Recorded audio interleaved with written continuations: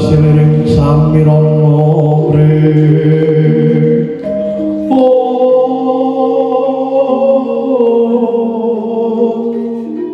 sekar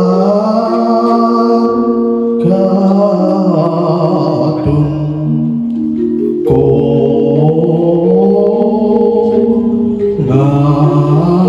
nas kandanyo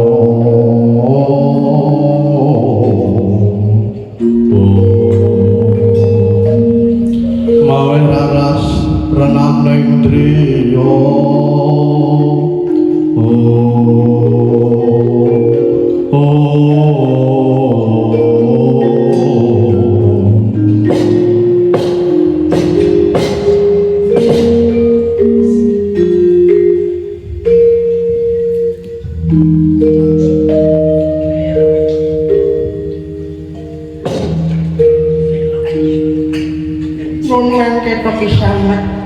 sami wilujeng rawuh kunjungan dikawonten griya mriki kesana inggih Kyai Praharja Swangkula Nispa nuwun sewu Kyai putusuk pundi menika pisan manahilan ing negara Kayapa dene kula minangka demahe manahilan nami kula Idrapa kesana dene Kyai anak dalah garwa kula inggih nami kula pun minta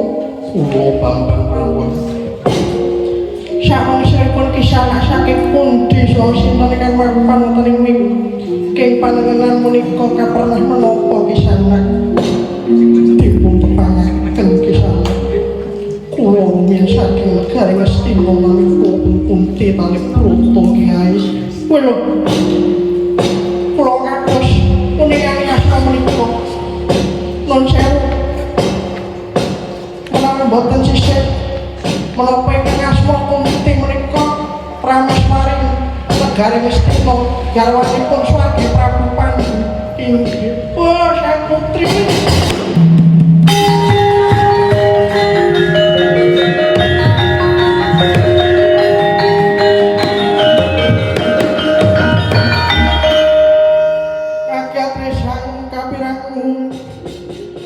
Renangku kinempit kepit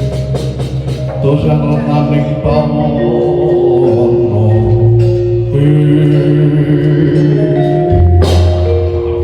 Gusti sesembahan kula mawantu-wantu nyuwun pangapunten dene kula wani ngajari lenggah paduka saged saking kula mboten mangertos paduka putri inggih mboten dados napa Kyai nuwun sewu Gusti putri wingking panjenengan menika napa Gusti kula para pendhawa iya ora sisih omongan dadi kantong iki anak-anakku para pendhawa iya Kyai aku pambarep jenengku Puntadewa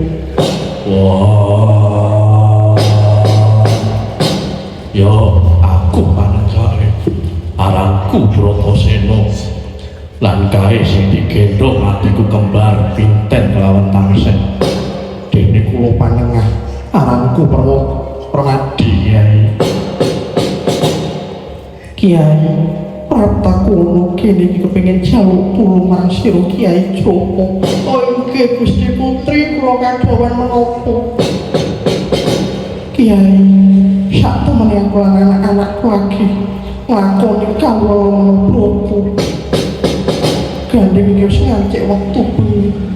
apa sira keparing yen aku lan anak-anakku sawetara melu nginep ing wis mau kene sewengi dene dina sesuk aku lan anak-anakku bakal ngetokake lelana Prata Kyai inggih Kanjeng Putri mangsa kekake mboten namung sawetawis mbok menawa kersa salamina mendah binaing manah kula kelawan kawula manah ilang sang dewi iya syukur dene ngake ati gelem nrimo aku anak-anakku Kyai inggih sang putri metawi tetelo makaten ayo bune derekno putri iki ngerti mancing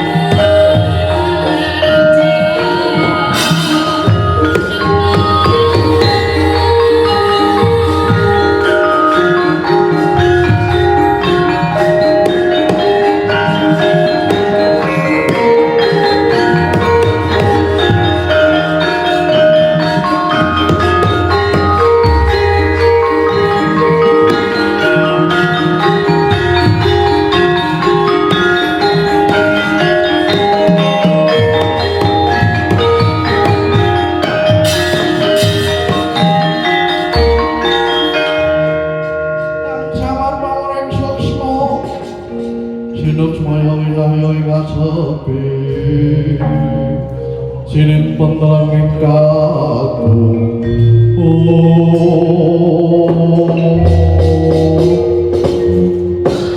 Bejo kemayangan ya bune dene omayawan dhewe diagem sare para Gusti pingkil respane wis ngene wae kalau ben rampung perkara iki dasar sithik to wis ora ono dina iki aku titip anak-anakmu padha penono ya bune aku dhewe kan bakal sowan ing kok ben didhahar lawan Sinon Prajubaka bune menawi mengaten ingkang bintanipun panjenengan Pakne panjenengan niku piyai kampung kang kudu tanggung jawab marang keluarga luwih becik menawi kula kemawon ingkang sowan kersane didhahar Sinon Prajubaka Pakne opo sih wis cukup lawaning kene aku iki anak lanang kudu iso kultur mendhet jero kalawan keluargaku aku anak lanang kudu tanggung jawab mula aku jawab pamit yo Bopo Biu aku wae sing budal ana ing Kocokro